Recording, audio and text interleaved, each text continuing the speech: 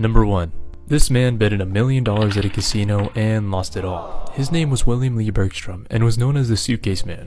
He walked inside a casino where no one knew who he was, just a dude with 2 suitcases, one full of cash and another empty.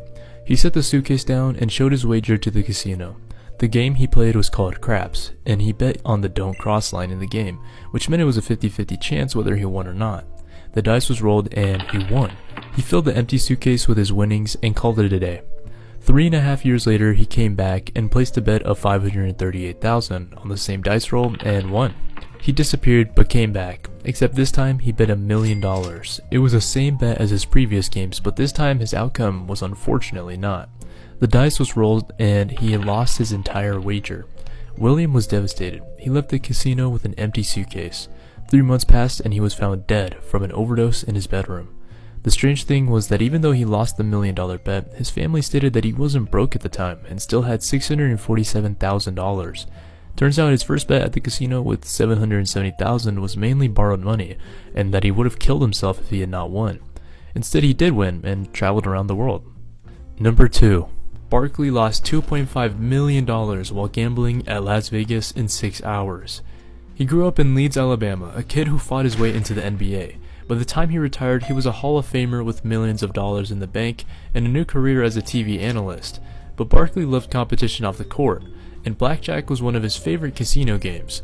One night in Las Vegas, he sat down with towers of $50,000 chips stacked in front of him. At first, he was the lighthearted person people knew on TV, trash talking with the dealer and having a laugh. The first few hands teased him with small wins, just enough to keep him hooked. Then the odds went against his favor, so he decided to raise the stakes, betting bigger in hopes of a turnaround. Instead, the losses piled up, each hand wiping out more of his bet. Within 6 hours, he was staring at an empty spot where his $2.5 million had once been. For him, the money wasn't life-ruining, but it really hurt his ego. He admitted later that it was a wake-up call, proof that his gambling habits could have spiraled out of control. Friends teased him about the incident, and he confessed it stung more than he let on. Number 3. A man flew to Las Vegas from Australia to enjoy some gambling after a long week of work. He was excited. He told himself that he was ready to make some cash. So he sat at a baccarat table. He threw in a bet and he lost. But he remembered that baccarat is a 50-50 chance to win, so he must eventually win his bet back and profit as long as he keeps playing. Everyone around looked to see if he would win. Turns out he was a bit of an infamous gambler. See, he made a living selling high-end properties as a real estate agent, but he loved gambling with high stakes so much that he mortgaged his parents' house and borrowed money from friends to gamble at tables. You could probably see how this would be a problem, but casinos love players like this. They'll treat them like MVPs. So he placed $300,000 worth of chips on the table to bet. Employees and bystanders watched him bet at this table and watched the dice roll. They thought, is he really going to win $300,000 right now? Nope. People stood in awe as they saw Harry continue losing in the course of his high-stakes gambling session. By the end of the night, Harry was frustrated and depressed. He had lost $4 million at the baccarat table. How could it be? If it's supposed to be a 50-50 chance that you win in this game, well, at the end of the day, the house always wins. And Harry lost $4 million in a single night. But that didn't stop him from returning to the casinos after he planned to win it all back the next time he played. Number 4. If you put in $50 at a casino and got $40 million, you would be pretty happy, right? You can invest, never work again, travel the world, do whatever you want. Well, a man in Las Vegas achieved such a feat, but what do you think he did after winning? I mean, what's the title of this video? Yeah, he lost it all. Archie Carras grew up with a financially struggling family in Greece and earned money as a kid playing marbles. He then got a serving job as an adult on a cruise where he eventually arrived in Los Angeles. This is where he played pool for cash. He quit his job once he earned more than his job just from pool games. He then switched to poker where he learned high-stakes betting.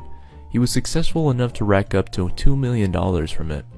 Though that wasn't enough for him and he kept on gambling. Then suddenly his luck ran out and he was back to only $50, but he had the knowledge of a professional gambler. He decided to go to Vegas and win it all back. He got to the casino and noticed one of his poker buddies he used to play. He asked for a loan of $10,000 from him, where he happily agreed and was able to earn $30K. Giving his friend $20K and keeping the initial $10,000, he went to a pool table and found a wealthy player to play $5,000 a game. Karras had won most of the games and ended up at a profit of at least $200,000. They then raised the stakes to $40,000 a game. He ended up winning $1.2 million in the end. He then played poker with the same person he beat in pool, where he earned another $3 million from poker. He would just spam top poker players, and by the end of the night, he had made $17 million. With his reputation, no one wanted to play games with him anymore, so he turned to craps, a 50-50 chance game where he was able to convert 17 into $42 million. This is where the story ends, and he gambles and continues to make more money than anyone has in gambling. Just kidding, he played more craps, baccarat, and lost all of his gambling money to 50-50 games. What took him 2.5 years to collect, he lost in 3 weeks. After his loss, he admitted that his life never truly felt as alive when he gambled all of his money. To him, it wasn't even about the money, it was about the fun he had.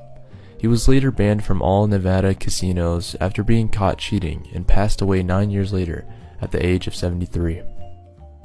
Number 5. December 2008.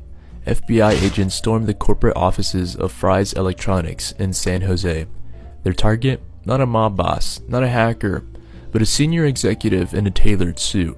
His name was Asaf Umar Siddiqui, and he had stolen $65 million to fuel a secret gambling addiction.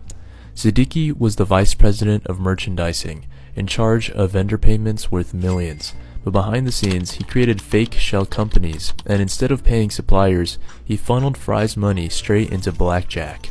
Casinos loved him. He was what they call a whale, a high roller, betting millions at a time. He stayed in penthouses, rode in limos, and lived like royalty, but in reality, he was drowning in debt. By 2007, Siddiqui had racked up $137 million in liabilities, while his checking account held just $80. The FBI caught on. On December 18, 2008, Siddiqui was arrested and later sentenced to 6 years in federal prison. His empire, his career, his reputation, gone. Today, after serving his time, Siddiqui lives in obscurity. The casinos that once spoiled him have moved on. The man who once controlled millions is remembered only as the executive who gambled everything away. Because in the end, he didn't just lose the money. He lost his old life. Number 6. 2007, Las Vegas, Nevada. A city of neon lights and endless possibilities. One man walked into Caesar's palace with more money than most people could imagine, and by the end of the year, he had lost $127 million. More than any gambler in Vegas history. His name was Terrence Watanabe, heir to the Oriental Trading Company. After selling his stake in the family business, he had hundreds of millions at his disposal. At first, the money was just a thrill, blackjack, baccarat, high-stakes poker, nothing too serious. But soon, the stakes grew. Bets of $50,000 to $100,000 a hand became routine, and Watanabe could not stop. The casinos loved him. Caesars and Rio treated him like a king. Luxury suits, private jets, free champagne, anything he wanted. Every time he sat at a table, millions were at risk, and the house always wins. Within 12 months, Watanabe had blown through $127 million. Reports later said that staff even provided him with alcohol and painkillers to keep him at the tables longer. He was addicted, and the casinos were ready to profit from every hand he lost. By the end of it all, lawsuits followed, his fortune evaporated, and the man who could have retired for life was left with nothing. Terrence Watanabe's story is a warning. In Las Vegas, even the richest man can fall fast and hard when the house always comes out top.